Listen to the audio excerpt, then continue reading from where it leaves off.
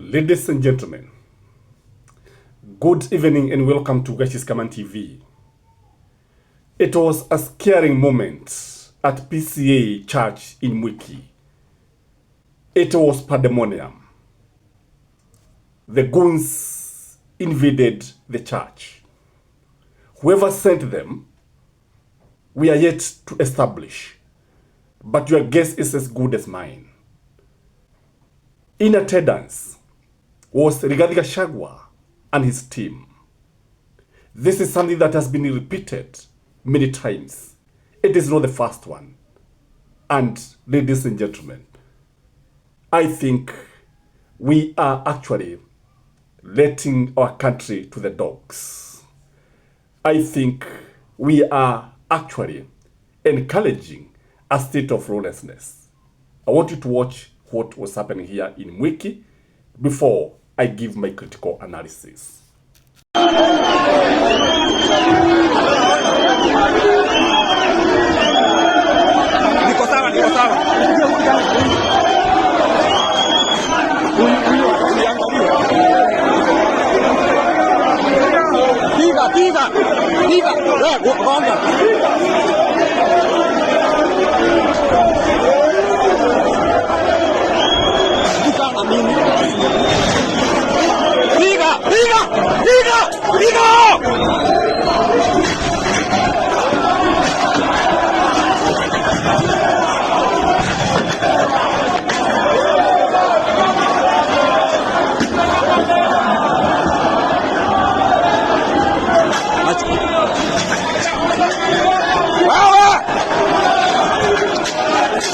Fuck you!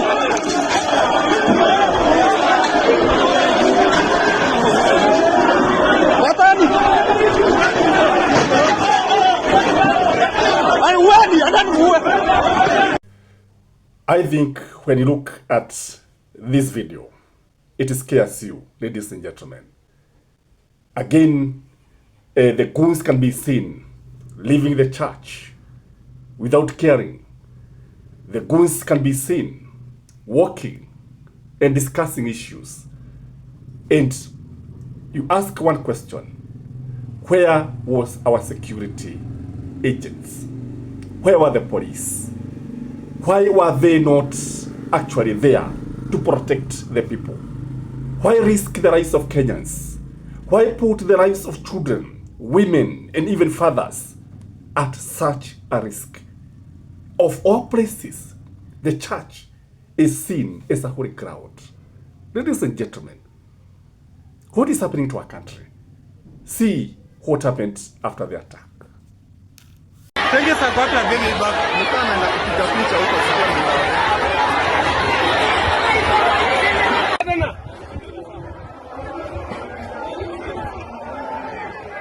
Aya, nipema wameweka.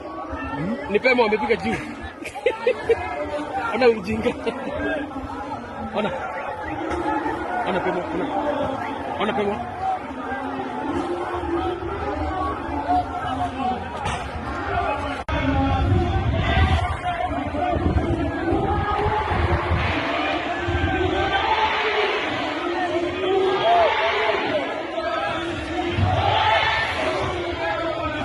I want to pose to you, ladies and gentlemen, one question. Were these goons from ODM or from UDA or from Rigathi Gachagua's side? And what was meant to be achieved by these goons? Because when you look at it, they are very, very consistent with what happened in Limuru, with what happened in Nyeri, with what now is happening here in Mwiki.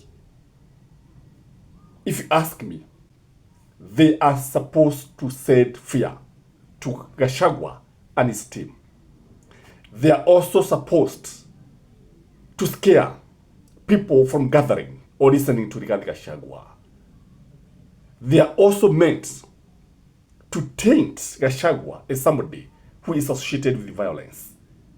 Which party in this country is associated with violence? Ladies and gentlemen, it is wrong and it should not happen. And who has the control of the police? Can Gachagua tell the police not to arrest these guys? Who is this person who is so powerful? The blame lies squarely on William Samoei Ruto's desk. He is the head of government. He is the head of state. And although he has been telling us that police is a dependent body, I think it is part of the executive. I want you to see what Gachagua said about this attack. Then you make your own conclusions. And please like the video as you watch. It is uncalled for to see people behaving in such a primitive way. It is very, very primitive. Watch Gachagua's speech. Kutumiwa goons kila pahali. Kama hivyo ndivyo rais ameamua. If that is his modus operandi, it's okay. But sending goons ndani ya kanisa. Rais, what happened to you? Ndani ya kanisa. Surely. Hao watu ya kanisa ndio walikuombea. Sasa wewe umefika kiwango. Ulinitumia goons Limuru kwa funeral, wakatuangaisha, tukasema ni sawa. The other December ukatutumia goons huko Shamata, wakatuangaisha, tukasema ni sawa. Last week ulikuwa umetuma watu huko Nyeri nje ya kanisa. Sasa umekuja mpaka umeingia ndani ya kanisa. Sawa, tulikuwa tunafikiria utapanga nje ya kanisa. But you have become bold. You don't care anymore that you are sending goons through the governor hapa ya Nairobi kuja kuangaisha kanisa la Kristo na kuangaisha sisi.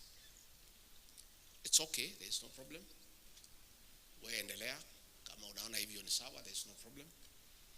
We are aware the Deputy Inspector General aliambia polisi wasikuje. But a few policemen in plain clothes walikuja wakasaidia pale, which is okay because there are some officers who are conscious that they have a constitutional obligation to protect life and property. Last week umetutumia polisi kutuangaisha Naivasha, which is okay. Lakini tunashangaa kwa nini? Kwa sababu wewe unatembea hapa kwetu mlimani, hakuna mtu amekuuliza. Si ametembea? Na nikaambia watu wamkaribishe. Bora walipe, si ndio? So now let us be decent people. The way umekaribishwa pale, wachana na sisi tutembee pale tunataka.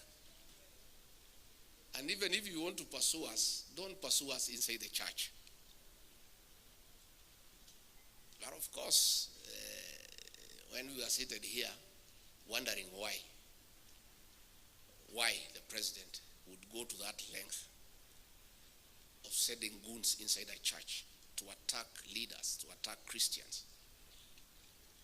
But we also remember that sometimes back, kanisa ya Kiambaa, watoto walikuwa huko, walichukuliwa, wakarudishwa ndani, wakachomeka. So we are not surprised because hii ni tabia ambayo inaonekana it is consistent. So where rais endelea, no problem. Lakini ujue hii kitendo ya leo, uhusiano yako na kanisa ya PCEA is irreparably damaged ever. So wewe endelea tu vile unataka, it's okay, there's no problem. And other churches are seeing. Hakuna mtu haoni. Na mimi sijui ni kwa nini kama sisi we are nothing. We are finished. We are nobody in this country. Why are you pursuing us? Si wachana na sisi tu tukae. Wewe uko na nguvu, uko na umaarufu mingi. Endelea. Wewe wachana na sisi. Sisi tuende kanisani tuombe Bwana, tuende nyumbani. Tuende mazishi tuzike rafiki, tuende nyumbani. Leave us alone. And I want to tell you, Rais, tafadhali, vile maneno naendelea hii Kenya, even if you eliminate Rigathi Gachagua, nothing will change. It will just complicate your politics more than is already complicated. And we have enough soldiers to carry on with the struggle. You know, you may bring me down if that is what you think will help you, but we have enough soldiers here to carry on with the struggle. sisi tunakualika ufanye vile unataka. Governor, hawa watu ya Kasarani walikuchagua. You cannot pay them back by kutuma goons kwa kanisa yao. Surely. It doesn't matter how ungrateful you are. If nothing else, you watu ya Kasarani governor walikupigia kura. Walikupatia mamlaka. How can you send goons in their church when they are raising funds for the completion of their church? It's very insensitive, it's very unkind, and it's something that we don't understand. But doesn't matter.